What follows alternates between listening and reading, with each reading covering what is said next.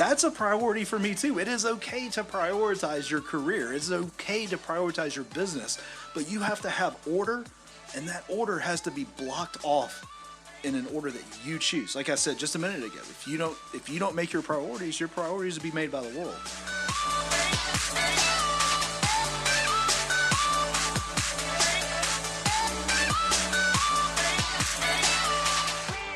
All right, welcome back to episode 8 of The Aging Entrepreneur. Excited to be here with you today. Michael Ray is my co-pilot as usual. Oh yeah, happy to be back. We actually just had a conference last week down in Miami, and it was a blast.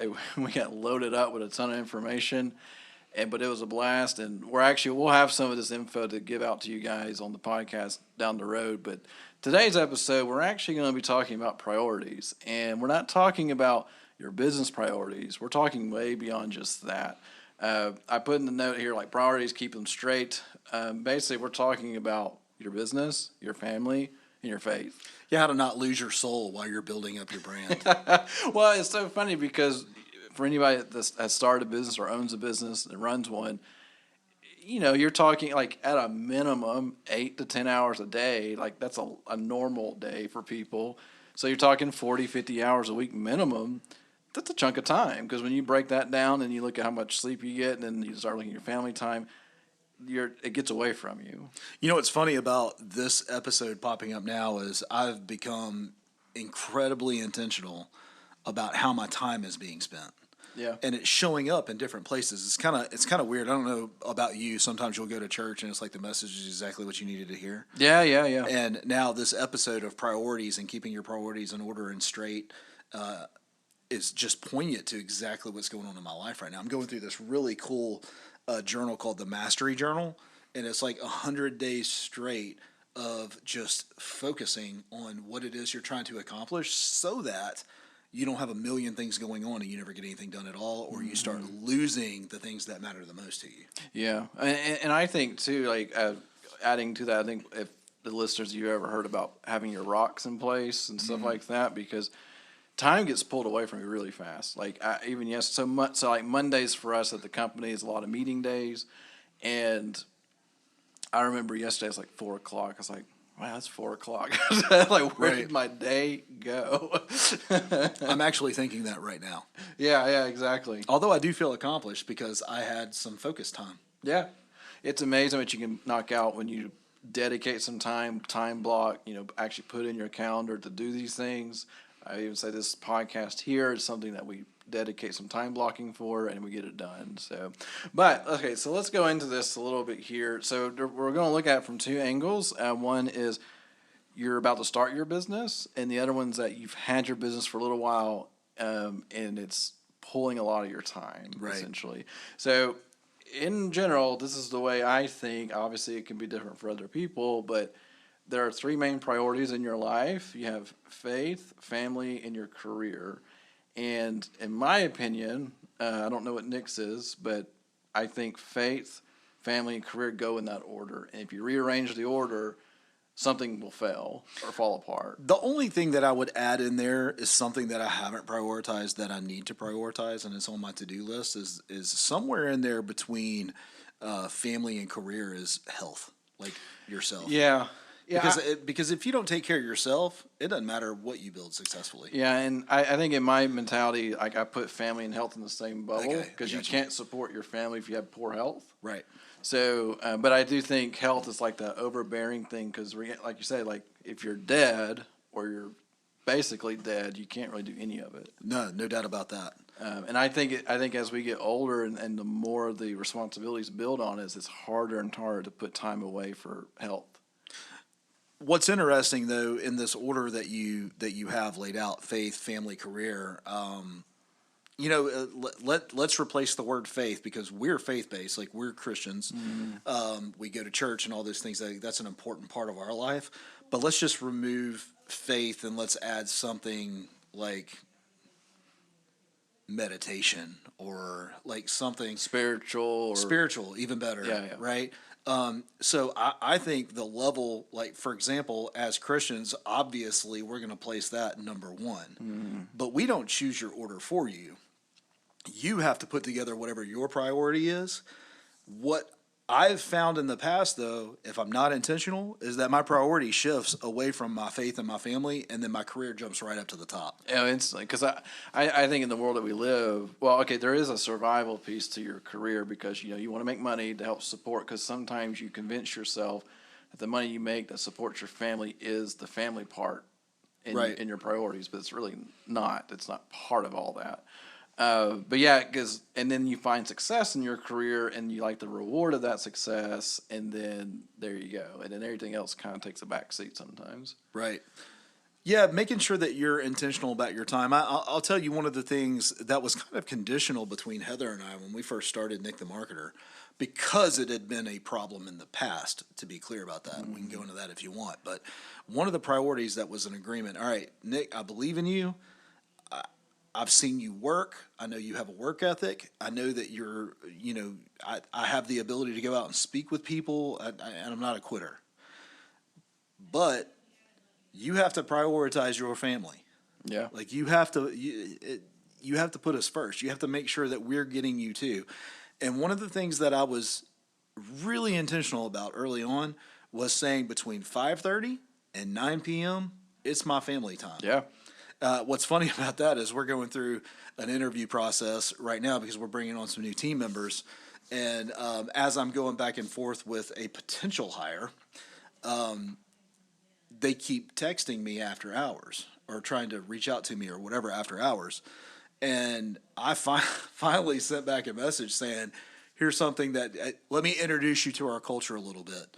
Like, we don't work nights and weekends just to chat about work. It's not our priority. I'm spending time. I'm trying to go to a football game with my son, and you want to talk shop. That's just not going to work. No, and I think it's funny because part of our culture, that part is so strong, where everybody here defends it pretty well. Like, we're not gonna, if it's 5:15, you're not being bothered. I think it's, for a future episode, we need to do one called The Myth of the Hustle. Right? Because that's all it is. It's a myth. Or like, I have all this freedom with my new hustle, even though it takes up all my weekends. Yeah, man. I'm a business owner, and you're I set my flexing own all time. that. You're flexing, and then somebody wants you to go do something. You're like, yeah, I really can't do that because if I don't get this done, I'm dead in the water. Well, I think I saw like a meme or something that said the biggest flex of a business owner is where you can do what you want and at any point. Like, you can take a vacation at any point. Right. And the business keeps working. That's your flex. I'm kind of feeling that right now. Yeah. Not arrogantly, but to a little, like, it feels good, and I have to look over at Heather or you or anybody and say, hey man, don't let this go to my head. Like, we can put the right people in place. Well, and so like some reference to the conference last week. So inside the mastermind, we talk about revenue, we talk about growth. And there's even this is from the conference leader, there's even a question about how many days off have you had this past month? Because one of his focuses is like, the whole point of doing this business is to get time back, like eventually get your time back and control your time.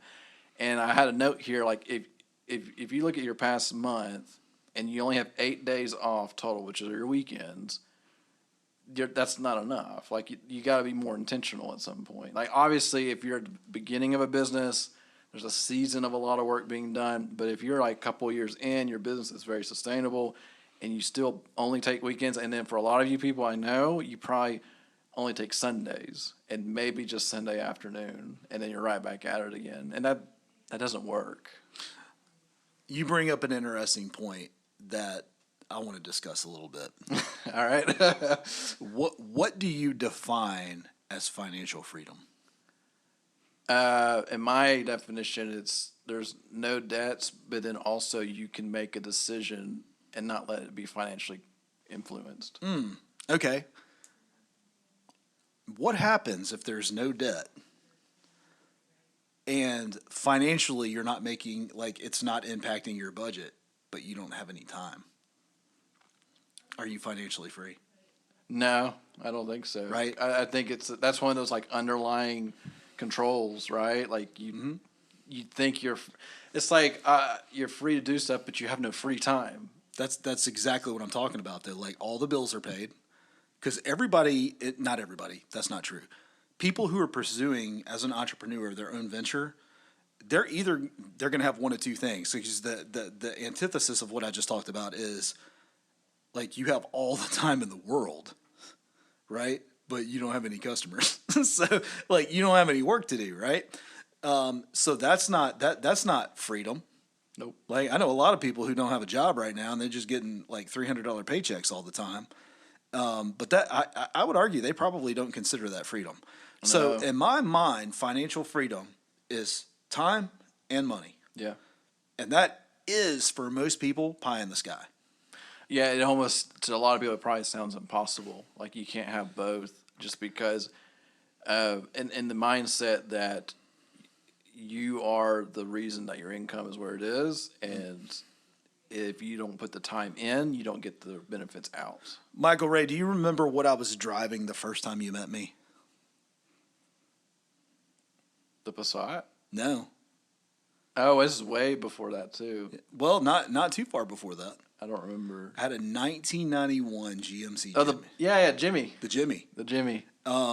That's a pretty car. Do you want to know? I loved it. Don't get me wrong. Like, I honestly, if it was super reliable, I would rather have that than the Passat. But that's another story. It's black, isn't it? Yeah, well, yeah, for somebody it is. I sold it, which is unfortunate. And you know what's funny about that? Quick side note, because I'm trying to make a point here is, Heather says like you got to sell that. Like it's just taking up garage space. I'm paying taxes or whatever on it. Mm-hmm. And so I like doubled what I was asking what it's worth. And so nobody would buy it? Yeah, so nobody would buy it. And it immediately got, like, it didn't last 3 days. So anyway, the point I was trying to make, though, is coming back to priorities. We've been talking about time or money and this idea that you can't have both. Yeah. So let's take that right back to priorities. You want to know why people have to go chase the dollar bills and don't have any time? Almost always because they overbought. Yeah. Almost always. Almost always. Live within your means. Well, why do we have? You know what kind of drives me nuts is when people say both parents have to work. Oh yeah. No, they don't. Both parents have to work because of what you're driving and what you're living in, and you're putting a child in daycare, which is fine, by the way, if that's what you choose to do. But don't tell me you don't have enough time or that both of you have to work. No, you're prioritizing your lifestyle. And by the way, that's totally cool. I have no problem with it. I'm not saying it's wrong. I'm just telling you, you have a priority. Yeah. Well, and I like how you put that in there because I think a lot of people have these issues where they start making money and all of a sudden their expenses go up and they're like, I still have no margin in life. I have to make more money. I still have no margin in life. I have to make more money. And eventually it hits a breaking point and you're putting value on stuff and services and not your family or faith at that point, honestly. Because, like, yeah, a new boat, a new car, a new house, or a bigger house in a better neighborhood, that's my life goal. Because I think we've all heard people say that. That's not going to work, though. But, Michael, that's why I started my company, so that I could go have these things that I've always wanted. Yeah. How often, and be for real, if you're listening right now, be for real. How often do you say, I am pursuing this business so that I can have time when I want it? I don't know if most people would say that, initially at least. I'm dead serious. Like, I wonder how many people that are listening to us, how many people that start a company, or even in a company right now, started it so that they could buy their own time back, or did they do it because either they hated the job they were in and thought they could do it better, or maybe they had this great idea that they could go make lots of money. And at some point you have to ask yourself, why do I want to make a lot of money? Yeah. Well, what's the end goal there, right? That's it, right? What are we discussing? And I may be laying this up where you don't understand, but at the same time, I'm going to ask it anyway. We just hit a major milestone in the business. Yep. When we hit that milestone financially, what is it that I came to you about how we were going to measure it going forward?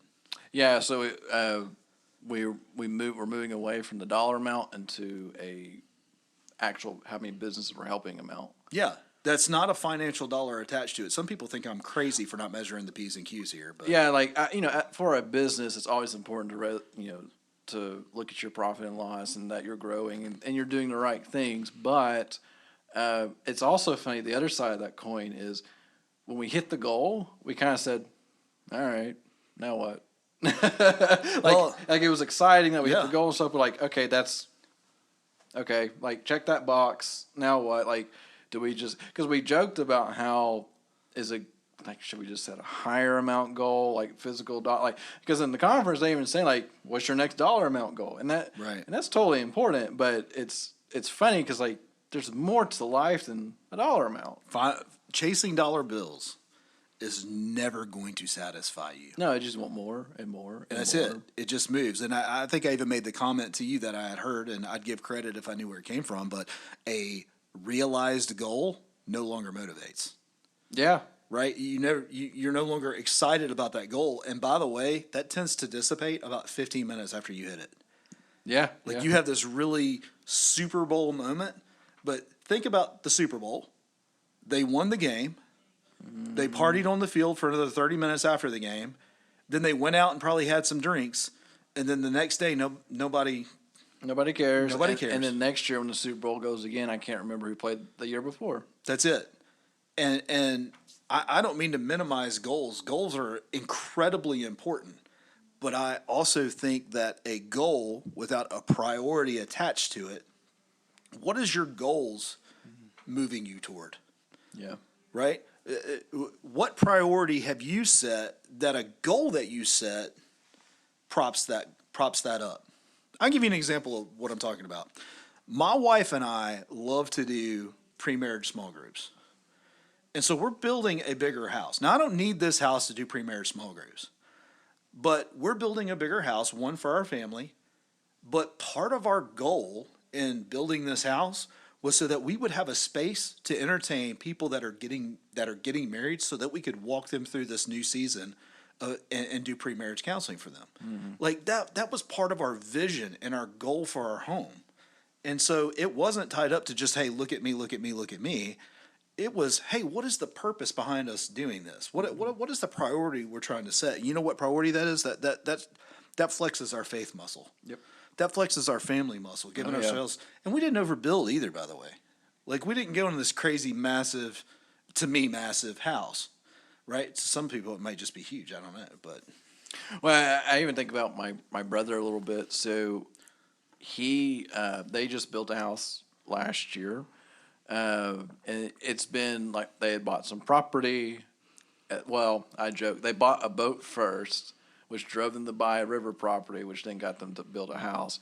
But when you talk to him about like the boat and stuff, he literally got the boat so he can have family moments on the boat, where he never drives it by himself or really that much with friends. It's him and his family. Like, it's his family time because he enjoys that. And then it's fun to watch because we'll get pictures of like his 5-year-old and 2-year-old, and they're fishing and stuff like that. Like, that's his joy that comes with that boat. Right. It's not hey, I got a boat just because my friend got a boat type of thing.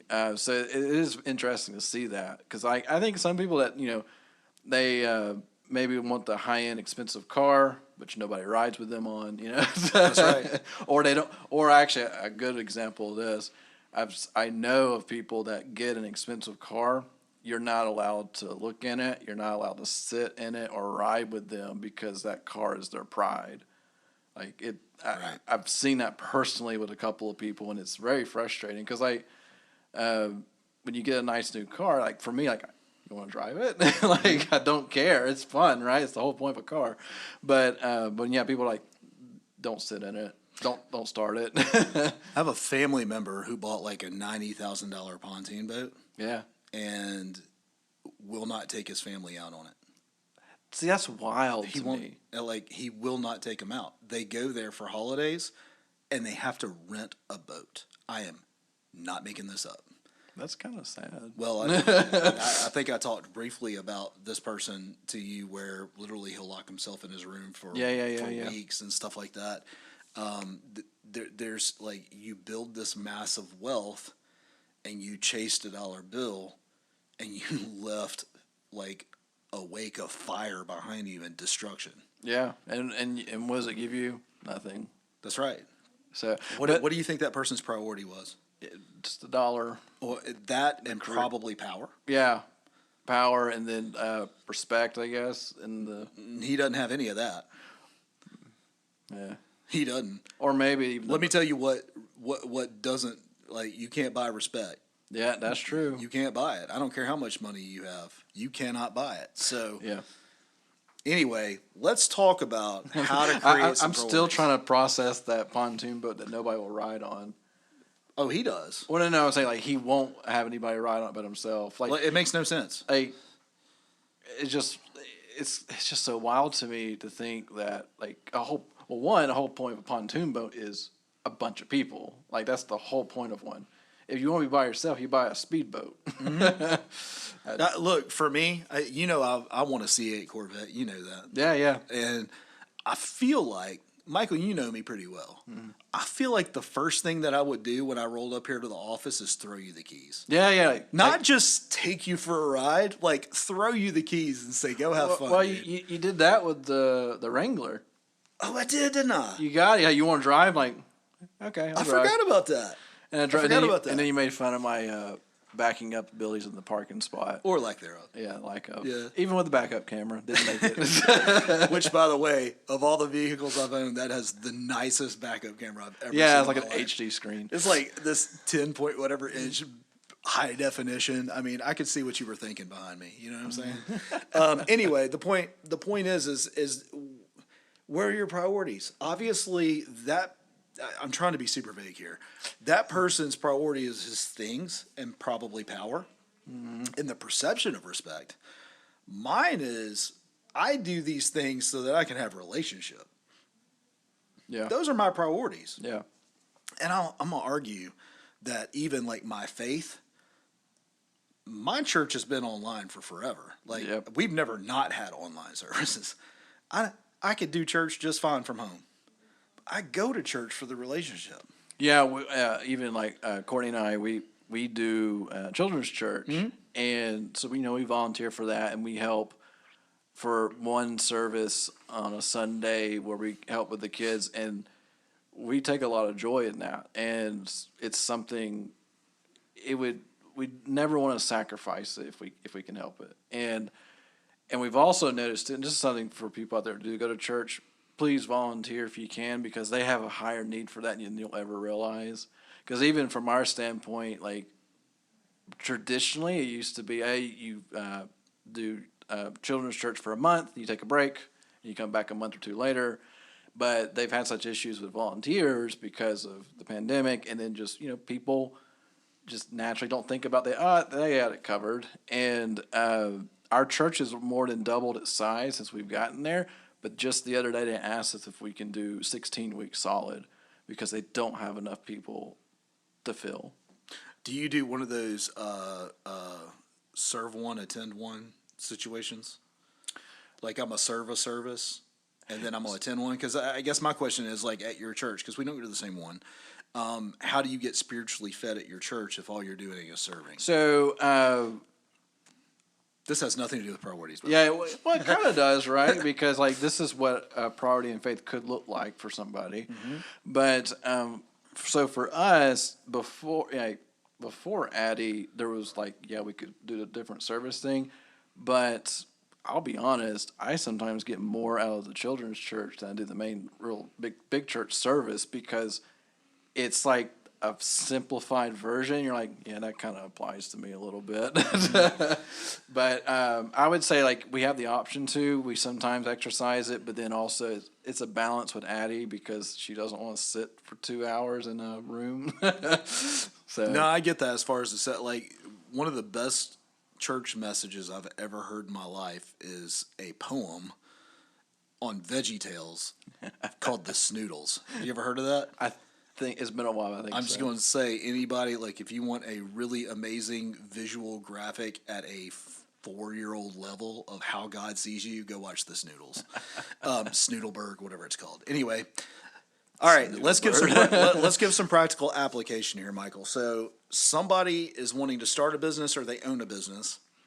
how do we get into a habit of our taking our priorities and incorporating them into our daily schedule, our weekly schedule? How do we do this? So, obviously, being intentional is always a big thing. And I think one of the best examples I've ever heard of being intentional with your time and giving time back. So, the owner of Chicken Salad Chick, she purposely said, I love my mornings and I don't want to wake up early. I'm never going to serve breakfast at this restaurant. Smart move. I like her. And also, if you notice, they don't stay open very long. Right. They're much a lunch crowd. And she said, I don't. She said, I want to run the business, not the business run me. And that's like her big quote about that. I totally believe into it. Anyway, but all that being said, you got to time schedule stuff. Like, be intentional with your time. Like, for us here, it's really just, even for me, so when I get home around 5:30 or 6, I put my phone down, I put it away, and that's family time. And then in the morning, I don't really touch my phone if it's work related, I don't even touch it until I'm in the office. Smart move. I just don't do it because well, I'll be honest, I've been doing this now for 2.5 years here, and I haven't had a need to. No, not really. I mean, we prioritize that as part of our company culture. But that was the intention of it, right? Like, right. You have to put in those protections first, not later. Because you think, oh, I'll get to that later. It never happens. Right. No, you're absolutely right about that. You have to know, write down exactly what your priorities are. Mm-hmm. I care about making sure that my faith muscle is being built. Yeah. So. And what does that look like? Okay. It's all incorporated. It's all encompassed, right? Mm-hmm. You may not know this, but every Monday morning I come into this office at about 8 o'clock and I pray over every chair. I put my hand on it and I'm calling you by name. Mm-hmm. And I'm calling Courtney by name and Addie by name and Stephen by name and Jennifer by name. These are spouses of our, I'm calling my team and their spouses by name when I'm praying over them. And it's not about what you can do for our company. Yeah, yeah. It's about you, your health, your family, all the things so that's part of it. One, I'm incorporating my faith that's important to me by praying over my team. Mm-hmm. Now, we are not a Christian company, but I am a Christian businessman. Oh, yeah. Right? Not the same thing. You'll never see a Jesus fish. Exactly. We need to put that meme in the show notes, right? No. Instead of our little click bubble, it's like a click fish. Right. Oh, gosh. Anyway, so I pray over that, right? You heard me talk earlier about my family. How do I prioritize things? So I'm still intentional to date. Between 6 and 9, that's my family time. I'm not doing business. I'm not taking business calls. I don't care. Unless there is something on fire, which has happened maybe one time. We call it a hanging camel. That's another story for another time. Great story. It is. We'll have to get into that one time. But anyway, unless we have a hanging camel, ain't nothing I need from you. And I think it's so funny that, you've exercised that muscle for so long that if the other day when it was interrupted, it felt weird, right? I hated it. Yeah, it was I cannot stand it. This is happening right now, and I need to make it stop. And I did. You saw that message, right? Yeah, I shut that crap down. Yeah, and I think that's when you're setting these rules and these ways and guidelines of how things are going to happen and how you're intentional. If you stick to it and it breaks outside that mold, it's going to feel real weird, real fast. So I remember when I came from a different company, it felt really weird that I wasn't being blown up on a Saturday when I got here. Let me tell you something, Michael. If you don't set your priorities, the world will do it for you. Oh, yeah, 100%. You are in dire, they're going to control you and you can't control back. If you don't set up front and just make a push for it, writing it down, setting goals around it, and being completely intentional. And also have the accountability side of it. Don't have it where, if you're married and your spouse is allowed to call you out, hey, you said you were going to do this and you're not doing it. Right. And let there be consequences behind that. That's right. Well, another part of incorporating my priorities is in that 6 to 9, Heather knows how important it is for us to sit around the table and eat a meal together. Yeah. And I'm incorporating my faith into my family because we pray over that meal, and I'm teaching my children how to pray. And now they're praying, which this is funny. When Connor was 4 or 5 and he started praying like he's old enough to understand I want to pray over the food, he would say, Lord, bless this food. And instead of saying in Jesus' name, he would say, and Jesus was a man. That's how he said, in Jesus' name, amen. It was Amen. yeah, he would say, and Jesus was a man. I was like, right you are, sir. How long did you ever correct them, or you just figure it out? Sometimes, well, the first time you bust out laughing with your head bowed, like they get it real quick. What did I say? You know, I love it. So yeah, it's funny. And now he's 13 now, and occasionally he'll pray over the food and go, "And Jesus is a man," and then like he'll just let that marinate for a minute. But that's how we incorporate that. And so like we have family time that's wrapped up, and I'm teaching my faith to my family that way, and I prioritize that, right? And I prioritize my business too. Let me just be clear about that. You ever concerned about whether or not I'm going to be at work? No, You ever concerned about whether or not I'm doing work? never. Am I bringing my best to the table when I'm here? Yeah. Okay, so that's a priority for me too. It is okay to prioritize your career. It's okay to prioritize your business, but you have to have order, and that order has to be blocked off in an order that you choose. Like I said just a minute ago, if you don't make your priorities will be made by the world. Yep. Right? So I get up in the morning and I have a routine that incorporates my faith, my personal health, mental health, whatever you want to call it. I get here most of the time on time, like, because that's a priority to me. And I want to be visible in the office, even though we're a hybrid work environment, because I want to make myself available to my team. Yeah. My job is to raise up leaders and to grow the opportunity of the company. Yep. And it's hard for me to raise up a leader if you don't ever see my face. Well, I think one thing there that when you're talking about, it is a daily thing to do. It's not a 1 day a week thing for each priority. I think they all have to be involved on a daily basis. Like for a lot of people, faith is a Sunday at 10 o'clock. And then it's the next Sunday. Hey, no judgment there, by the way. That was me for a long time. Yeah, and I it's much like even for us, like yes, I have prayer and things like that during the week and a Bible study, but like sometimes you're like, okay, I check my box on Sunday, and it's not intentional, but it happens, right? But yes. But I do think all your priorities, it's a daily, I won't say struggle, but challenge to touch all of them in the right, like to make sure like you're doing the right things in the right order. It's not just, and if you let it take a back seat, it's going to get wrecked really fast because for humans, it's like whatever is the least resistance and easiest to do is our natural default. We have to be intentional about doing things that are hard or difficult. And like I said, I think talking about daily routine, that routine has to touch every priority in some effect, right? Right. Because if it doesn't, then is it a priority anymore? Is it just something that you just do on the side, Right. So, yeah, when you were saying that, I was like, yeah, it's a daily thing. It's not weekly. It's not monthly. It's a daily thing. And I think that, obviously you may have a bad day here or there or you're scheduled. Guilty. Yeah.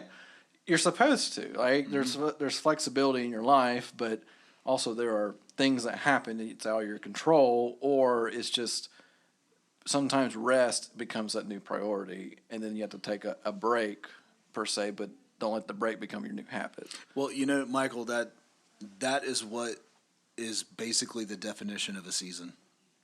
Exactly. Like, you go through seasons of your life, and I know you made a note of that, but there's going to be a season when you're trying to get your business off the ground where you're going to be putting in work that you've not put in before, right? Oh, yeah. And here's how that's supposed to work in my mind. Communicating with your family, gaining agreement, showing that you're willing to do the work, and then putting a stop sign on it. Yeah. When you get to that stop sign, you stop. You stop putting in that work. And you make sure you know what that stop sign looks like. So it looks a lot like a goal. And have you ever heard of a SMART goal? Yeah. So go. What is it? Oh, gosh. How is this? Specific? Specific, measurable, achievable. Time bound? What's the R? Realistic. Realistic. That's right. Realistic and time bound. Right? So if I'm in a season where I'm trying to launch a new brand or I'm trying to get my new business off the ground, I'm going to go through that season and I'm going to say, you know what? Let me flip this because I got a real world example. All right. So I've been in a season where I've been coming out of COVID. All right. When the church opened back up, they needed me Yeah. to serve. Yep. And there was a season where I was serving every single Sunday. And you know what? I said, I can do this for a season. Yeah. And now that season's come to a close, and I let them know I need a break. Yeah. Because guess what was suffering because of my serving? My faith. I wasn't getting fed. Yeah. I wasn't getting fed, man. And I struggled, and I think I've shared a little bit of that with you. Well, I even have a friend. He got divorced because he put so much effort in the church and ignored the rest. Not what God has called you to do. No, and he was actually, I don't think he was a youth pastor. I forget what his role was, but it was like, I have to be in the church. That's what God wants me to do. Da da da. And the wife's like, what about me? Oh, Heather reminds me often that when we first started this company, she said, I'm going to give you 5 years to go all in, which I think was a really long time. It didn't take 5 years to go all in, right?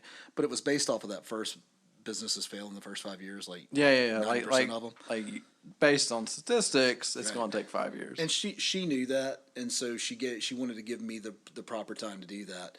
And there's those occasions where I haven't planned a date night, or I haven't brought home flowers, and I haven't poured into that relationship the way her expectation was, which is, rightfully so.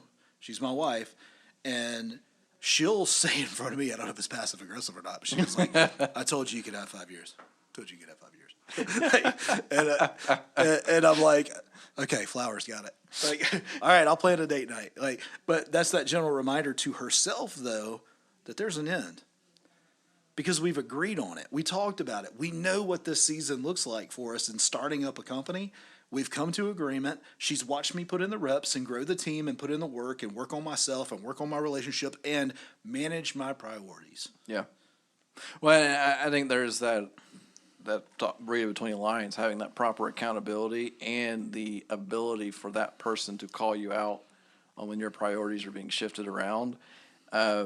And then also to recognize, okay, I know where this is going. You're going to have to stop before it gets bad. Right. So, yeah, love it. It's funny this episode's going kind of long, but I think it's because there's so much that's here that we've all experienced in some level. Because it's part of everybody's life. Yeah.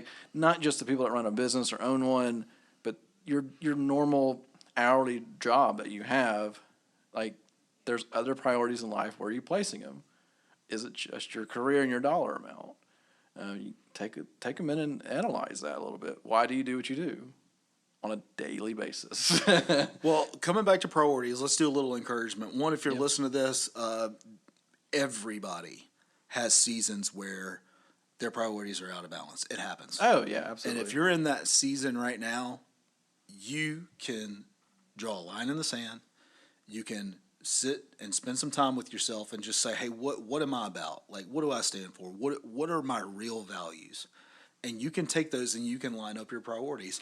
I'm not going to tell you what your priorities are. Yeah, I think putting a definition of why behind what you're doing is important. Because if you can't tell, understand, you can't write down your why, that's the starting point to me. That's right. Period. Why? Because there's a why behind everything that you do, period. It doesn't matter if it's intentional or not.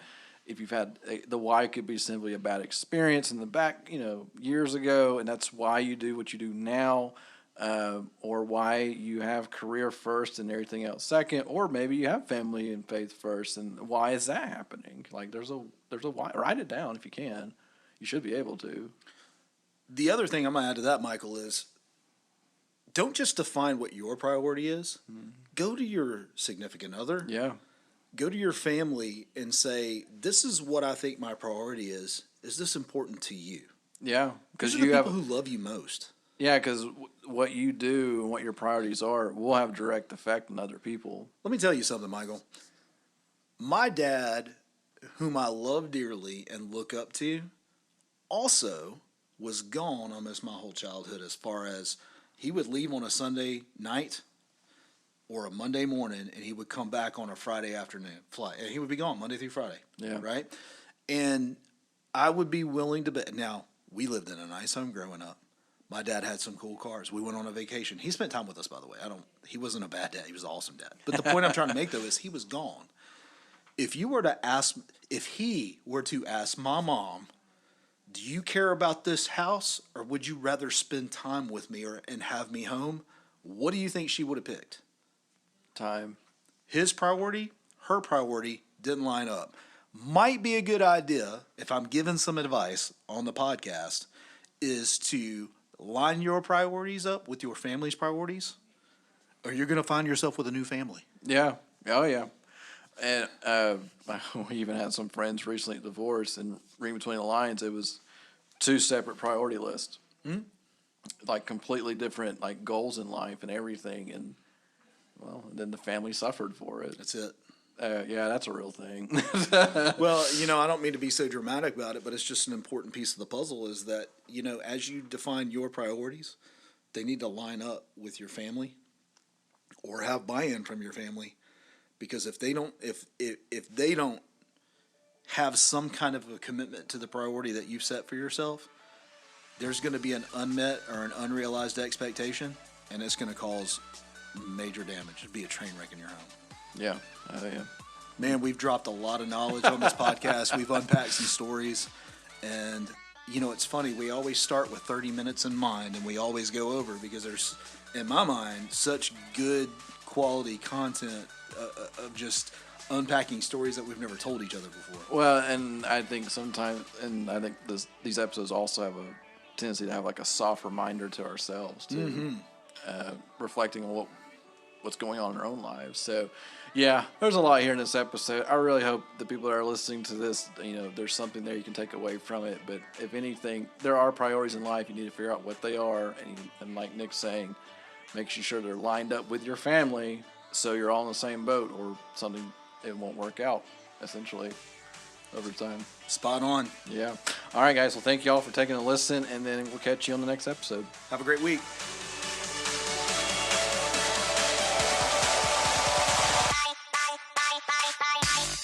If this podcast inspired you to take action as an entrepreneur, we want to hear about it.